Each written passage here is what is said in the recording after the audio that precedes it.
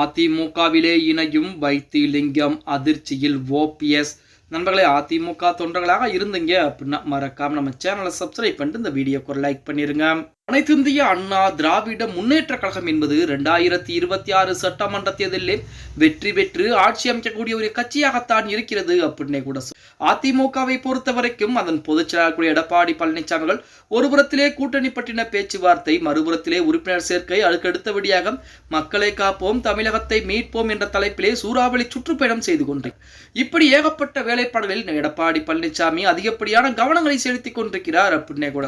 இப்படிப்பட்ட ஒரு சூழலில் ஓபிஎஸ்க்கு மிக மிக ஒரு முக்கியமான ஆதரவாளராக இருந்த நபர் தான் நமது வைத்திலிங்கம் அவர். அப்படிப்பட்ட வைத்திலிங்கம் தான் திடீரென அந்தர் பல்ட்டி அடித்து அதிமுக இணையக்கூடிய ஒரு சூழ்நிலை என்பது இருக்கிறது அப்படிங்கிற மாதிரி செய்திகள் தற்சமயம் வெளியாகிக்கொண்டு, அதாவது ஓபிஎஸ்க்கு பின்புலத்திலே இருந்து கொண்டு அனைத்து விதமான வேலைப்பாடுகளையும் செய்தவர், அனைத்து செலவுகளையும் செய்தவர் வைத்திலிங்கம். ஒரு காலத்திலே திருச்சியிலே முப்பெரும் விழா அப்படின்னு சொல்லி ஓபிஎஸ் மூலமாக ஒரு மாநாடு என்பது நடத்தப்பட்டது. அந்த மாநாடு தான் முதல் மாநாடும் கடைசி மாநாடும். அந்த மாநாட்டிற்கு அனைத்து விதமான செலவுகளை செய்தவர் வைத்திலிங்கம். அதற்கு அடுத்தபடியாக கோவையிலே மாநாடு என அறிவிப்பு கொடுக்கக்கூடிய அந்த சமயத்திலே வைத்திலிங்கம் பின்வாங்க ஆரம்பித்து, அடுத்து மதுரையிலே மாநாடு என அறிவிப்பு கொடுத்தார் ஓபிஎஸ். அதிலையும் வைத்திலிங்கம் என்னால் முடியாது என ஒதுங்கி கொண்டு, இப்படி வைத்திலிங்கம் ஒதுங்கியதன் காரணமாகத்தான் இந்த மாநாடுகள் பூராமே ரத்து செய்யப்பட்டது அப்படின்னே கூட சொல்.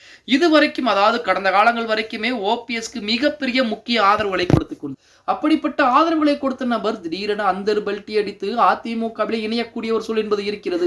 அதற்குத்தான் அதிமுக இருக்கக்கூடிய முக்கியமான தலைவரிடம் நமது வைத்திலிங்கம் தற்சமயம் வரைக்கும் பேச்சுவார்த்தை என்பது நடத்தி கொண்டிருக்கிறார் அப்படிங்கிற செய்திகள் என்பது வெளியாகி கொண்டிருக்கிறது. இப்ப அதிமுக விதிகளின்படி மன்னிப்பு கடிதம் என்பதை எழுதி கொடுத்து விட்டு பொதுச்செயலாளர் அதை மன்னித்து விட்டால் கண்டிப்பாக அதிமுகவில் அவர்கள் இணைந்து கொள்வதற்கு வாய்ப்புகள் என்பது வழங்கப்படும். ஆனால் ஓபிஎஸ், சசிகலா, டிடிவி அந்த 3 நபர்களை தவிர யார் வந்தாலும் அதிமுகவில் இணைந்து கொள்வதற்கு எடப்பாடி பழனிசாமி பரிசீலனை என்பது செய்வார் அப்படிங்கிற தகவல் நம்ம அனைவருக்குமே தெரியும். இப்படிப்பட்ட ஒரு சூழலில் நமது ஓபிஎஸ் உடைய மிக தீவிர ஆதரவாளராக இருந்த வைத்திலிங்கம் அவர்கள் தற்சமயம் அதிமுகவில் இணைவதற்கு பேச்சுவார்த்தை என்பது பேசிக் கொண்டிருப்பதாகவும் எடப்பாடி பழனிசாமிக்கு தூதுவிடக்கூடிய வேலையை ஆரம்பித்திருப்பதாகவும் செய்திகள் என்பது வெளியாகி கொண்டிருக்கிறது. அதாவது கடந்த 2021 சட்டமன்ற தேர்தலிலே ஒரத்தநாடு தொகுதியிலே நின்று அதிமுகவின் மூலமாக நின்று வெற்றி பெற்றவர் தான் நமது வைத்திலிங்கம் அவர்கள். இதுவரைக்கும் சட்டமன்ற உறுப்பினராகத்தான் இருந்து கொண்டிருக்கிறார்.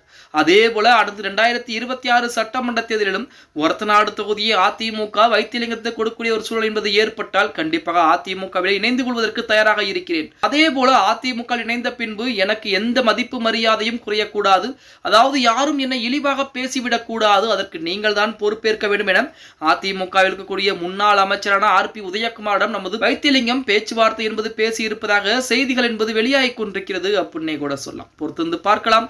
ஓகே கைஸ், வீடியோ பிடிச்சிருந்தா மறக்காம லைக் பண்ணிருங்க. அப்படி நம்ம போடக்கூடிய வீடியோ பத்தின கருத்துக்களை கீழே மறக்காம கமெண்ட் பாக்ஸ்ல பதிவு நண்பா.